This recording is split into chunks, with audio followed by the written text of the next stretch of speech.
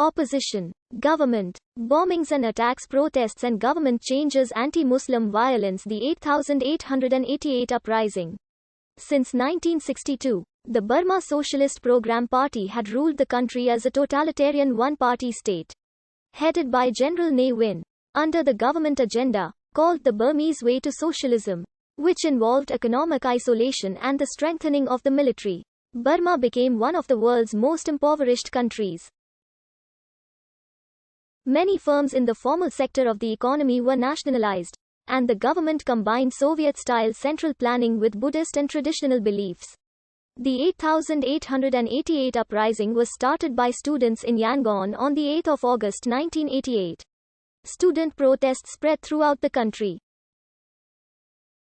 Hundreds of thousands of monks, children, university students, housewives, doctors and common people protested against the government. The uprising ended on 18 September after a bloody military coup by the State Law and Order Restoration Council. Thousands of deaths have been attributed to the military during this uprising, while authorities in Burma put the figure at around 350 people killed. During the crisis, Aung San Suu Kyi emerged as a national icon. When the military junta arranged an election in 1990, her party, the National League for Democracy, won 81% of the seats in the government. However, the military junta refused to recognize the results and continued to rule the country as the State Law and Order Restoration Council. Aung San Suu Kyi was also placed under house arrest. The State Law and Order Restoration Council would be a cosmetic change from the Burma Socialist Program Party. Suu Kyi's house arrest was lifted in 2010, when worldwide attention for her peaked again during the making of the biographical film The Lady. Before the crisis, Burma had been ruled by the repressive and isolated regime of General Ne Win since 1962. The country had a national debt of $3.5 billion and currency reserves of between $20 million and $35 million, with debt service ratios standing at half of the national budget. In the years leading up to the crisis, General Ne Win had imposed 2 instances of sudden currency demonetization that declared certain circulated denominations of currency invalid.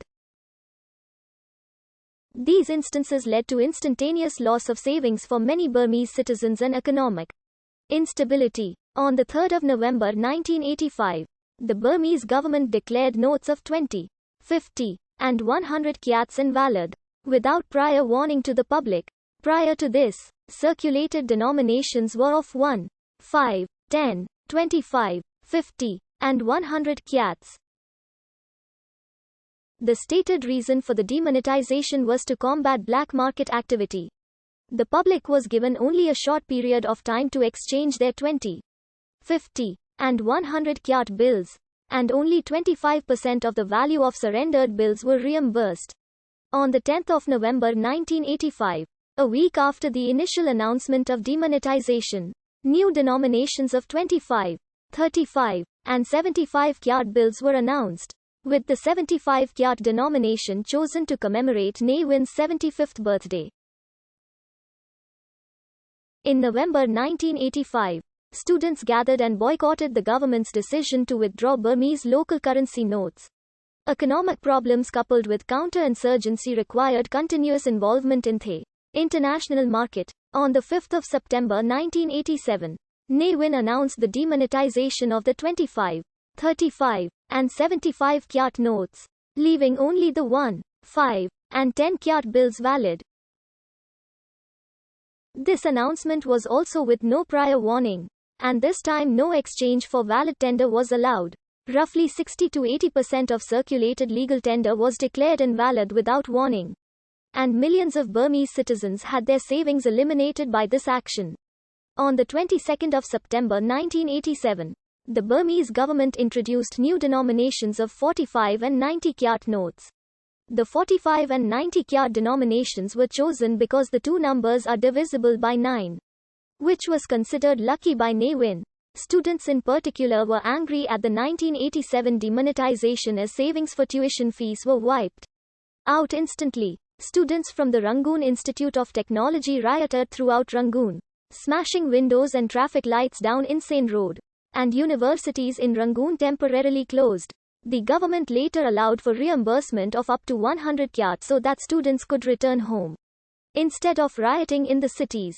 With the reopening of schools in late October 1987, underground groups in Rangoon and Mandalay produced dissident leaflets which culminated in bombs exploding in November. Police later received threatening letters from underground groups, who organized small protests around the university campus. Meanwhile, larger protests in Mandalay involved monks and workers, with some burning government buildings and state businesses. Burmese state media reported little on the protests, but information quickly spread through the students.